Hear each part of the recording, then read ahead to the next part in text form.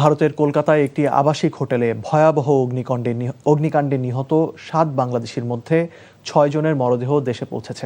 এদের মধ্যে বেনাপোল স্থলবন্দর দিয়ে কুষ্টিয়ার ৪ জন ও ঢাকার ১ জন এবং সাতক্ষীরার ভোমরা স্থলবন্দর দিয়ে অপর একজনের মরদেহ পৌঁছায়।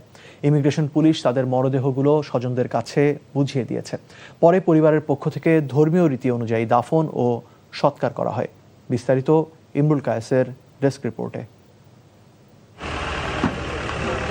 শনিবার দুপুরে সাতক্ষীরার ভোমরা স্থলবন্দরের ইমিগ্রেশন কর্মকর্তার কাছে ভারতের আবাসিক হোটেল অগ্নিকাণ্ডে নিহত SM আলিমুজ্জামান সাজুর মরদেহ হস্তান্তর করে BSF ও ভারতীয় ইমিগ্রেশন কর্তৃপক্ষ। ভোমরা স্থলবন্দর ইমিগ্রেশন পুলিশ মরদেহ গ্রহণ করে নিহতের ভাই নুরুন নবীর কাছে বুঝিয়ে দেয়। পরে নিহতের স্বজনরা মরদেহ নিয়ে যায় গ্রামের বাড়ি।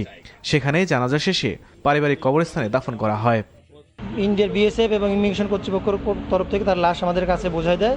আমরা বাংলাদেশ ইমিগ্রেশন ভোমরা পুলিশ, ভোমরা ইমিগ্রেশন চেকপোস্ট এবং বাংলাদেশ BGB ভোমরা চেকপোস্টের যিনি দায়িত্বপ্রাপ্ত অফিসার ছিলেন, আমরা লাশটা 12টার দিকে গ্রহণ করে যিনি মারা গেছেন ওনার ভাই জনাব SM নুরুন নবী, ওনার কাছে ওনার ভাইয়ের লাশটা আমরা বুঝিয়ে দিই। কলকাতার মির্জা গালিব স্ট্রিটের আবাসিক হোটেল অগ্নিকাণ্ডে নিহত অপর ৫ জনের মরদেহ বেনাপোল আন্তর্জাতিক চেকপোস্ট দিয়ে বিকালে হস্তান্তর করা হয়। পরে বেনাপোল স্থলবন্দর থেকে কুষ্টিয়ার নিহত সাংবাদিক দেবাশিস দত্ত সহ তার স্বজনদের মরদেহ নিজ গ্রামের উদ্দেশ্যে রওনা হয়েছে। সন্ধ্যায় সেখানে ধর্মীয় রীতি অনুযায়ী তাদের মরদেহ দাফন ও সৎকার করা হবে।